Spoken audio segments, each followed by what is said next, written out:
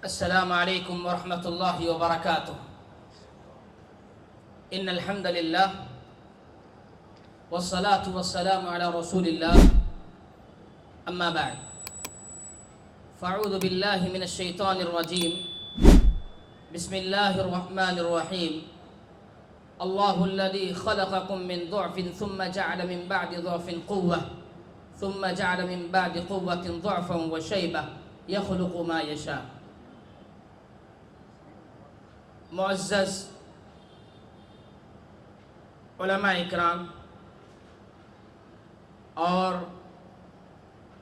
مہمانان اعظام اور بزرگان ملت اور نوجوان بھائیوں اور پردہ نشین اسلامی خواتین، اللہ تبارک و تعالیٰ کا بہت ہی بڑا احسان ہے کہ اللہ تبارک و تعالیٰ نے ہمیں اس مجلس میں، جو ایک تربیتی مجلس ہے جس کے عناوین بھی معاشرے کی تربیت کے تعلق سے ہیں، اور اس کے علاوہ مرکز بن باز کی طرف سے صبح سے جو پروگرامز ہو رہے ہیں، خصوصی طور پر جو آج کا موضوع تھا فتنے انکار حدیث، اس پر کئی مدلل محاضرات، بہت سارے اچھے سپیچز ہوئے اور بہت سارے سوال و جواب کی نشستیں ہوئیں. بہت ہی بہترین مجلس تھی.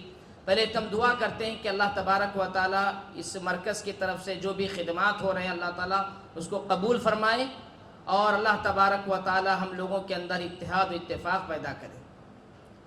میرے عزیز بھائیوں، آج جو موضوع مجھے دیا گیا ہے، دور حاضر میں نوجوانوں کا کردار. اللہ تبارک و تعالیٰ نے انسان کو جو پیدا کیا ہے، اس کے بہت سارے مراحل میں سے اللہ تبارک و تعالیٰ نے 3 مرحلوں کا اللہ تبارک و تعالیٰ نے قرآن مجید میں ذکر کیا. پہلے تو اللہ تعالیٰ نے یہ کہا کہ اللہ الذی خلقکم، اللہ کی ذات وہ ہے جو انسان کو ایک کمزوری سے پیدا کرتا ہے. جب پیدا ہوتا ہے انسان بڑا کمزور ہوتا ہے. اللہ تعالیٰ اس کمزوری کے بعد اس کو قوت عطا کرتا ہے، اس کو طاقت عطا کرتا ہے. پھر اس طاقت کے بعد اللہ تبارک و تعالیٰ دوبارہ اس کو کمزوری دے دیتا ہے، جس کو ہم بڑھاپا کہتے ہیں. تو انسان کی زندگی میں جو اس کے مراحل ہوتے ہیں، ان مرحلوں میں جو نوجوانی کا مرحلہ ہوتا ہے بہت ہی اہم ہوتا ہے.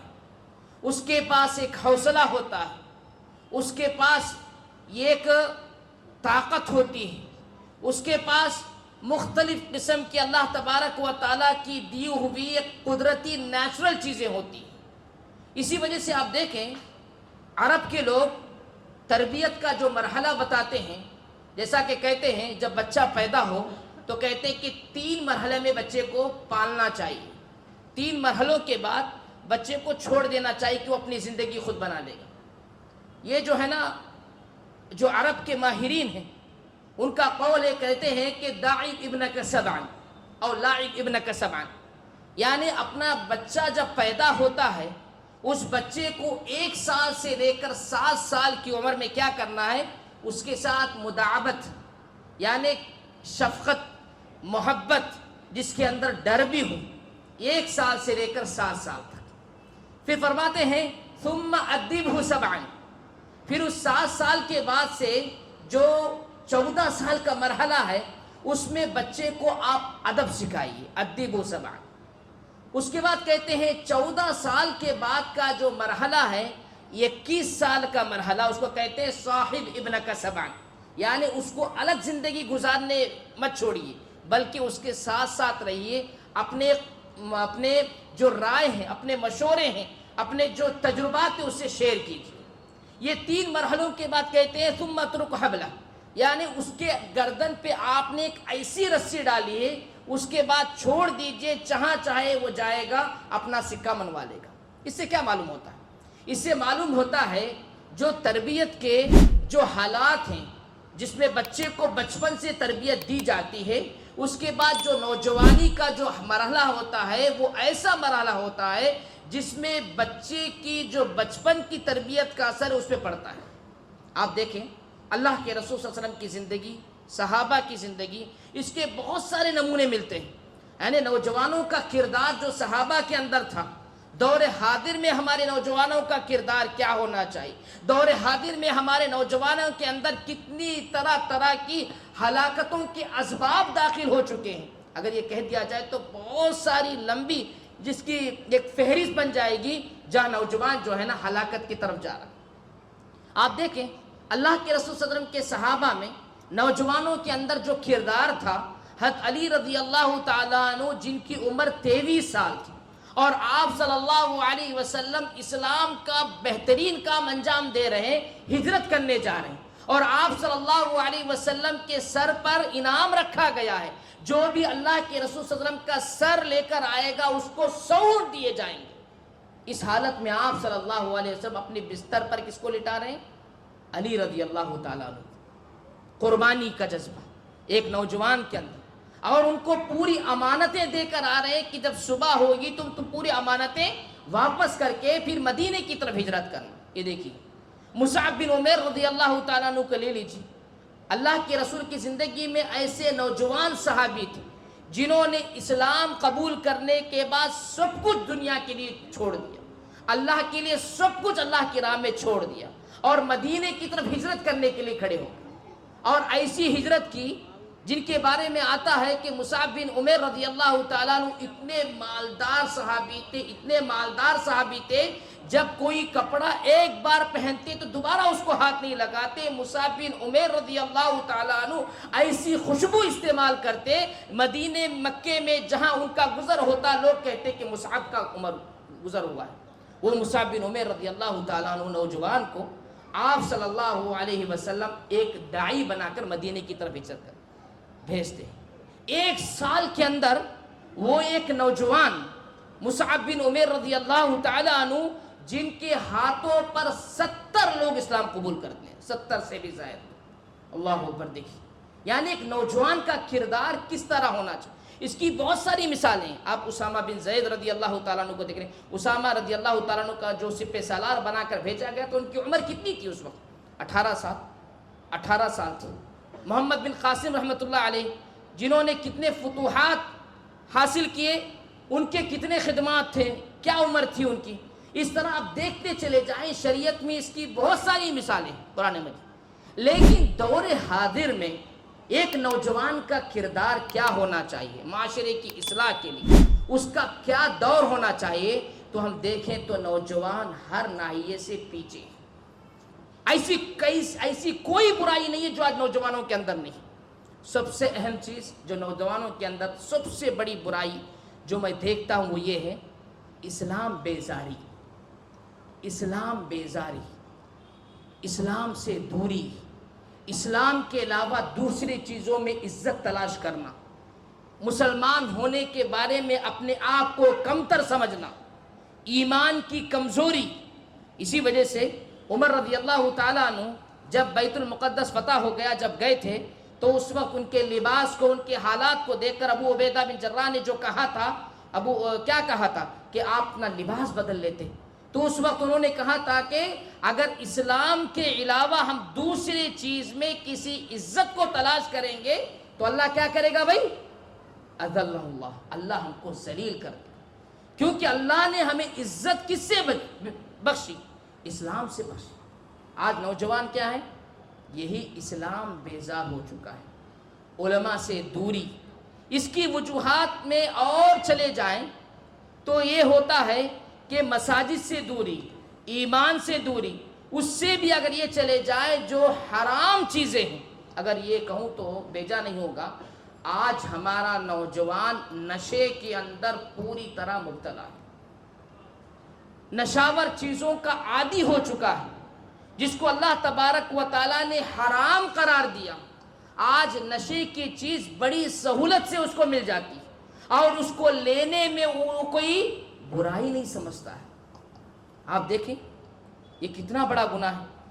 آج اس کے اوپر بڑے بڑے سکولز میں کاؤنسلنگ کی جا رہی ہے، حکومت کے طرف سے کاؤنسلنگ کے پروگرامز کیے جا رہے ہیں کہ نوجوانوں کو اس نشاور چیزوں سے کیسے بچایا جائے۔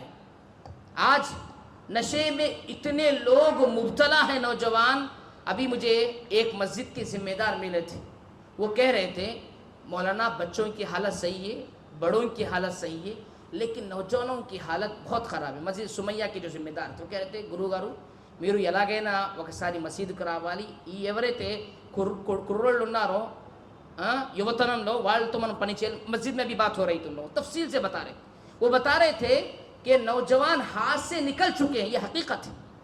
کیوں کہ آج والدین نے نوجوانوں کو برائی کے راستے سے روکنے کو پوری طرح ختم، منع کرنا بھی چھوڑ دیا. کیوں؟ اس وجہ سے جیسے ہی وہ 14 سال ہوتے ہیں سب سے پہلے ماں باپ ان کے ہاتھوں میں کیا تھما دیتے ہیں؟ موبائل تھما دیتے ہیں، اور ان کو الگ کمرہ دے دیا جاتا ہے، اور وہ ہر طرح کے جو برائی، جبکہ سلف صالحین کا میں ابھی قول پڑھ کے سنا ہے، کیا بتایا تھا؟ 14 سال سے 21 سال تک کا جو مرحلہ ہے، کہتے ہیں صاحب ابنن، اپنے بچے کے ساتھ تم زندگی شیئر کرو، ان کو اپنے سے قریب رکھو، ایسے قریب رکھو کہ اپنے تجربات کو شیئر کرو. وہ جو غلطی کی طرف جا رہا ہے اس کو بڑی حکمت کے ساتھ اس غلطی کے نقصانات کو گناؤ. دیکھیں اللہ کے رسول صلی اللہ علیہ وسلم کس طرح سے بچوں کو تعلیم دیا کرتے تھے. عبداللہ بن عباس رضی اللہ تعالیٰ عنہ کی عمر کتنی تھی؟ آپ صلی اللہ علیہ وسلم کا انتقال ہوا تو ان کی عمر کتنی تھی؟ 8 سال کی تھی. اور اللہ کے رسول ان کی پیدائش کے وقت دعا دیتے اللہم فقہہ فی الدین وعلمہ التاویل، اللہ ان کو تفسیر کا امام بنا دے. اور عبداللہ بن عباس رضی اللہ تعالیٰ عنہ اپنا مقام طائف میں بنا لیتے ہیں، اس کے بعد ایسے مفسر بنتے ہیں. اور انہوں نے کیا کیا؟ حدیثوں کو حاصل کرنے کے لیے گھر گھر صحابہ کے جایا کرتے، حدیثوں کا علم حاصل کرنے. ابو ہریرہ رضی اللہ تعالیٰ عنہ. اسی طرح آپ ایسے ایسے نوجوانوں صحابہ کے نام سنیں گے جو اصحاب صفہ میں بیٹھ کر اللہ کے رسول صلی اللہ علیہ وسلم کے احادیث کو سنا کرتے تھے. اور آپ صلی اللہ علیہ وسلم صحابہ کی تربیت کیا کرتے تھے، ان سے مسابقے کراتے تھے، اور ان کو دور حاضر اس حالات کے جو حالات تھے ان کو بتایا کرتے تھے. لیکن آج کا جو دور ہے، یا تو نوجوانوں کے اندر اسلام بیداری زیادہ آ چکی ہے، آج جو ہے نا غیر ضروری چیزوں میں نوجوان جو ہے نا پوری طرح بھٹک چکا ہے. وقت کی قدر نہیں، علم کی قدر نہیں، نمازوں کی پابندی نہیں، نہ بڑوں کا ادب ہے. اس طرح کہتے جائیں تو بہت سارے خامیاں ہی خامیاں نظر آتی. ان خامیوں کا ہم لوگ علاج کیسے کریں؟ اسی وقت تو نوجوان دور حاضر میں کچھ کردار ادا کر سکتا ہے. اس کے لیے سب سے پہلے ہم لوگ اپنے بچوں کے جو مکاتب ہیں، جو بچپن میں علم حاصل کرتے ہیں، ان مکاتب کو مضبوط کریں. اس کے بعد ان کے لیے ایسے پروگرامز اور دروس کا اہتمام کریں جس کے ذریعے سے دعوت اللہ، اللہ کی طرف جو دین کی دعوت دینی ہے اس کی اہمیت ان کے دلوں میں آ جائے. اس کے بعد پریکٹیکل ان کو اچھے دوستوں کے ساتھ جوڑے رکھیں اور علماء سے قریب کریں. یہی وہ حل ہے جس کے ذریعے سے وہ دنیا اور آخرت میں کامیاب ہو سکتے ہیں. مختصر سی بات یہ ہے کہ نوجوان معاشرے کا بہت ہی اہم رول ادا کرنے والا ہے.